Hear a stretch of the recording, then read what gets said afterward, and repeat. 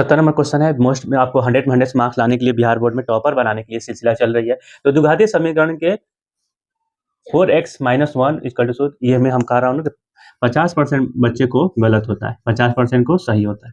तो इसको हम चाहता हूँ 100% बच्चे को सही हो जाए। कैसे होगा? क्या लिखा है? 4x, मैं बहुत सिंपल वे में कर रहा हूँ इसको। अच्छा, मैंने पहले कैसे होता था, ax² + bx² + c = 0, ऐसे मैंने या तो ऐसे दिया रहता था, कुछ इस टाइप का आंसर दिया, मतलब तीनों दिया रहता है। लेकिन यहाँ पे क्या है, दुइयों को दिया हुआ है। ठीक है, तो अब सुनिए क्या कह रहा है कि सूत्रों के प्राकृतिक ज्ञात करिए। प्राकृतिक ज्ञात करने के लिए सूत्र होता है d। अगर d 0 से बड़ा है, d 0 से बड़ा है तो वास्तविक, याद रख लीजिए, ई जरूर लिख लीजिएगा लोग। ठीक है, वास्तव देखो लोग क्या होला, डी अगर 0 से बड़ा होके तो वास्तविक, वास्तविक और असमान।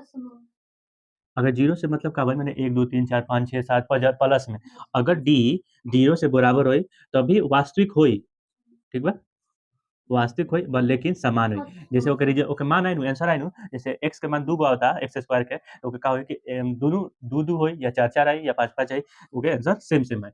अब एक बार डी के 0 से छोटा होई तो काल्पनिक हो जाए, काल्पनिक।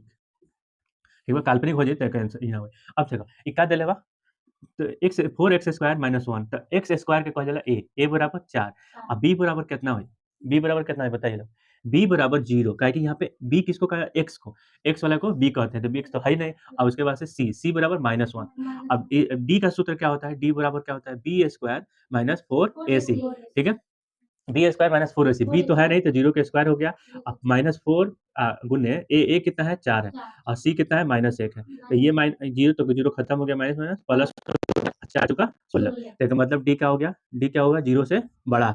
0 से बड़ा हो गया तो वास्तविक और असमान। तो क्या आ गया? वास्तविक और असमान। ठीक है, आंसर याद रखिएगा ये सारी चीजें।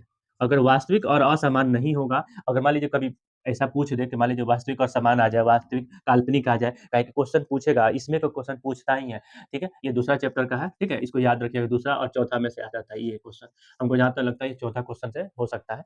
तो इस तरह क्वेश्चन पूछता है, तो इसको मैं चाहता हूँ कि आप लोग अच्छे से देख लें और अच्छे से देखने के साथ-साथ इसको बहुत अच्छा से समझें। ठीक है, अगर आप इसको नहीं समझिएगा तो फिर दिक्कत होगी। तो इस क्वेश्चन को मैं ये तो कहूँगा कि आपको अंजादी याद होना चाहिए। एक्स स्क्वायर को ए कहा जाता है, एक्स को कहा जाता है बी, और सी जिसमें एक्स नहीं होता है उसको सी कहा जाता है। लेकिन यहाँ पे एक्स नहीं है, एक्स स्क्वायर है और सी है। तो ए है और सी है, बी नहीं है, तो इसलिए 0 हो गया। ठीक है? यही क्वेश्चन मुझे समझाना था आप बोर्ड वाले लोग से। बोर्ड वाला यही जानना चाह रहा था कि आप में ढंग है कि नहीं, ये सारी चीज़ें। ठीक है? तो नेक्स्ट क्वेश्चन अभी बनाते हैं।